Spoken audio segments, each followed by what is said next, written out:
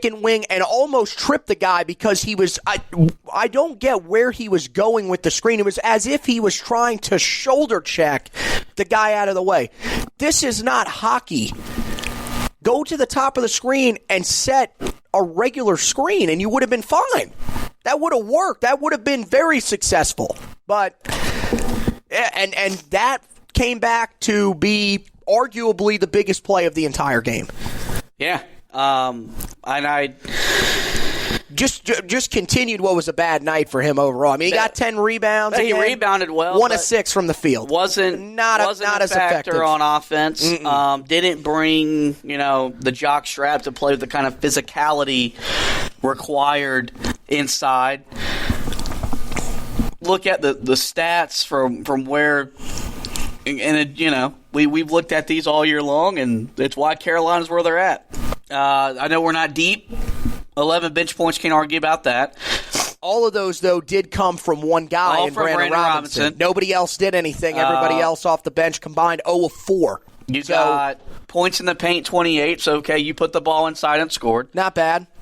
Notre Dame only turned it over 6 times. You scored 6 points off the turnover. So points per turnover, okay. 18 offensive rebounds. That's great. Right. 16 second chance points. That's not great. That's not great. I wrote that in the article. The volume of rebounds. You've got to have, when you're having that many rebounds, you've got to be getting at least a point per rebound, or it's almost a wasted possession. Yeah, you're pretty much right. I mean, I'm not pretty much right. Let's just look at that. If you just scored second chance points, let's say that all of those second chance points were just tip-ins, you win the game. Well, I'm saying the ones that are on the board now, that means 8 of your rebounds, 8 of your offensive rebounds were tipped in for second chance points. If they all were 2-point shots or whatever, that would mean less than half of those were finished after you got the second chance opportunity.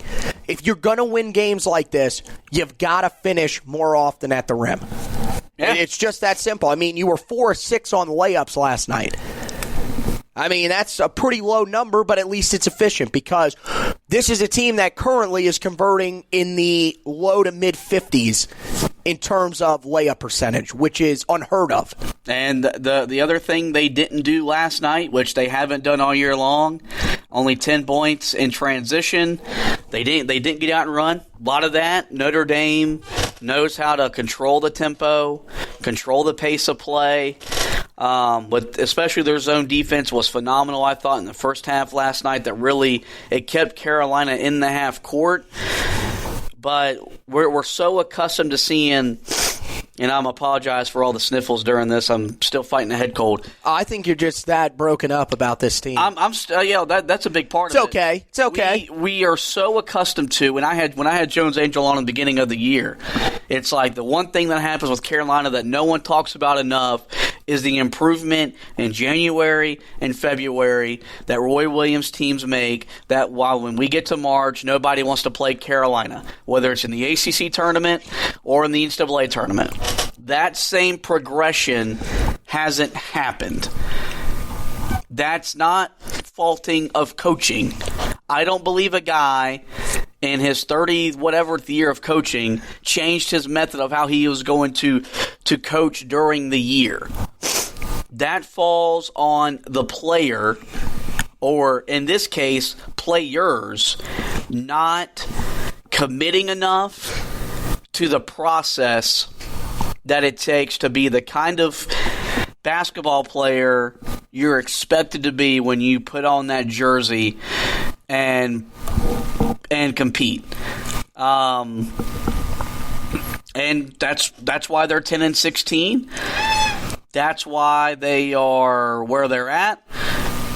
I was dumb enough late or in the game yesterday to start believing once again. John Bon Jovi started creeping into my head. Don't stop believing. I just want to cut the podcast off right here. That's the worst thing I have heard on this podcast all year. There were times that whenever we'd make a shot and get a stop, I'd just start singing those lines. and thinking, man, maybe this team does got a chance. Dude, I need to go on a new podcast. And this is what happens. I don't even know what we're supposed to come on here and say. I don't know. It's the same thing every time we come on here and crack the mic open. I mean, it's the same mistakes every single game, and I'm with you. How is that on? I mean, there's no way that Roy Williams is not trying to make the adjustments. Well, I mean, my thing is, should he maybe do some more stuff differently? Maybe change the defenses up more often? It's not really going to matter. These guys are not smart enough with what they've shown us in terms of basketball intelligence to be able to handle switching back and forth defensive, but with whatever defensive situations or however you want to phrase it. I don't think that would work either. We've seen, you talked about it earlier, and I noticed it again last night. Everybody should have noticed it. Roy Williams is calling more timeouts than he's ever called this year as opposed to any of these other seasons, because he realizes that he's got to set up these plays or else they're not going to score on the offensive end, or they're not going to get back and do what they have to do on the defensive end. That's where you're kind of in rare air with this team. In prior years, we got mad when Roy Williams called timeouts. Now, we're happy that he's calling timeouts because that's pretty much our only chance to score late in games, because it just doesn't happen. Yeah. So there's no answers. I feel justified because I came on here after we played Elon back in November and voiced my concerns about this team after 3 games. And it sucks to say that I'm right in this instance, because I looked at that team after 3 games and thought, well, we played Gardner-Webb in the 3rd game of the year, but whatever game it was, and just thought, man, they've got a lot of work to do, or it's not going to be a good year. Didn't see this kind of year coming. Yeah, I don't think anybody saw this kind of year coming. But it is what it is. There's nothing we can do. I've tried every superstition there is in the book. So has probably Roy Williams. I'm not sleeping. Did you hear the one that they were talking about on ESPN the other night where he throws out a tie that he's worn in a loss? He is let's just say that he is dipping pretty heavily into his coach's salary this year to buy new ties. Well, it's a good thing he's probably got a standing credit balance at Julian's on Franklin Street. They might as well just give him every tie they got in the store for the rest of the year, because he's going to need it. But you got anything else to say before we get out of here? Nope. Just have to. I mean, it's like Roy said. At this point, this team has to look at it and say, "Look, we've lost the games that we've lost, but we got to keep pushing forward." And we've said it on here multiple times, and he reiterated it last night. Nobody is going to feel sorry for this team, no matter what you think. They are not going to say, "Well, Carolina's having a down year." They don't care. You have to go out and find a way to beat some of these remaining opponents. And again, you shouldn't really need much motivation for some of these teams that lie ahead of you. Louisville's a team that is fighting to stay somewhere in the top 3 lines of the NCAA tournament right now.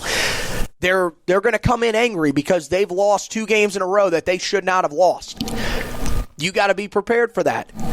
You got NC State. How much more motivation can you need? That team lost to you, and you're not good. They suck. And here, this is how you got to look at it. You beat them, there is 0 chance they make the NCAA tournament, because that would be way too many bad losses on their resume.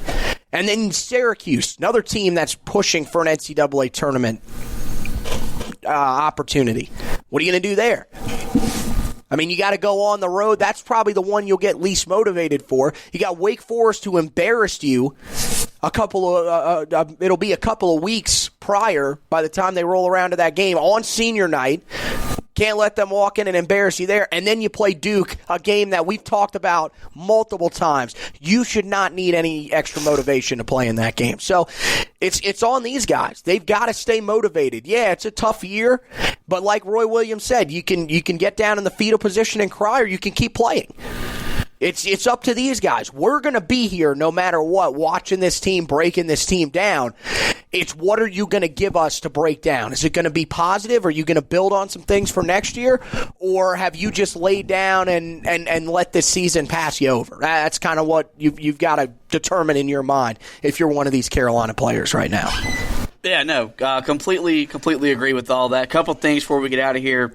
Just some little nuggets revolving Carolina basketball. Kobe White and Michael Jordan celebrated birthdays over the since we last spoke with you. And Kobe White was actually at the game last night, sporting a new hairdo that he needs to go back to the fro because whatever he was rocking last night, not very good. But was good to see Kobe, all-star break for the NBA right now, be able to make the trip up and support Carolina basketball. Kind of shows you how even though he's a one-and-done, it's still a family-type thing around here for Carolina basketball. Carolina offered a 5-star point guard. His name is slipping my mind. Anthony, do you have the name on top of your head of the point guard we offered the other day? Are you talking about Harrison Ingram? That's the guy. Harrison Ingram is not a point guard. Harrison Ingram is actually listed as a wing forward. Oh, well, we'll just delete all that out. So there you go. Yeah, sure. No, or you could just keep it in and admit that I was right. So that works too. And but yes, did offer him out of the state of Texas. Comes from the state of Texas. So. And one last thing before we get out of here, R.J. Davis. And I'm just blanking right now. Caleb Love and Day'Ron Sharp have all been nominated to the Jordan Brand Classic. That's right. A little breaking news. I don't normally do this because I don't really see the value in it, but we're going to do it this year. We're going to break down these All-Star games and give a mini scouting report of these guys in the Jordan Brand Classic and in the McDonald's All-American game or whatever they compete in. You'll be able to get my opinion on what those guys look like whenever they compete in those respective tournaments. So that's going to wrap it up for another depressing, heartbreaking, just an overall tough podcast. Want to thank Anthony for coming on here and talking me off the ledge again as Carolina's lost 6 in a row. And as I mentioned before, I'm not sleeping well and I'm not feeling well, so it's been a tough year. But thank you for coming on and doing that with me. Do want to encourage you guys to head over to the website, HeelToughBlog.com. We've still got basketball coverage, believe it or not, even though this team makes us not want to write about them. So find out my recap, Anthony's analysis. We'll get you ready for Louisville later on in the week. So you can find that on HeelToughBlog.com. Football season, we are now officially a month away or so from spring ball. Anthony's got you up to date on all the news regarding Carolina football, and we'll be getting you ready for spring ball here in the coming weeks. Do want to talk to you guys about QC Broadcasting. It's a website that me and Anthony have launched at work. We are all the great podcasts from the state of North Carolina sports are going to be on this website. You got podcasts from the Tar Heels, NC State, Duke, Wake Forest if you have a podcast, the Panthers, the Hornets, you name it, QCBroadcasting.com has it. If you have a podcast that you would recommend come on the site, just hit me and Anthony up on our respective social medias, and we'll be glad to reach out to them. Lastly, I want to encourage you guys to like and review the podcast wherever you find the podcast. We're on Spreaker, iTunes, iHeartRadio, Google Podcasts, Radio.com, Himalaya, Player FM. We're everywhere. Give us a like, give us a review. Most likely want you to subscribe. That's going to do it for this edition of the Royce Boys Podcast. Thank you guys for listening, and as always, go Tar Heels.